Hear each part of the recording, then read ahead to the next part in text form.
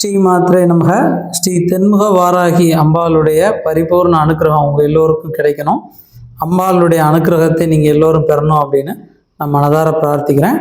இந்த உலகத்தில் எங்கே இருந்தாலும் சரி உங்களுக்கு அம்பாளுடைய தரிசனம் கிடைக்கணும் அப்படிங்கிற உயர்ந்த நோக்கத்தோடு தான் நம்ம தென்முக வாராகி அம்பாள் கோயிலில் நடக்கக்கூடிய அந்த தீபாரணையை உங்களுக்காக நம்ம வீடியோவாக வெளியிடுகிறோம். இதை பார்க்கக்கூடிய எல்லோருக்கும் கண்டிப்பாக அம்பாளுடைய கடைக்கண் பார்வை கிடைக்கும்.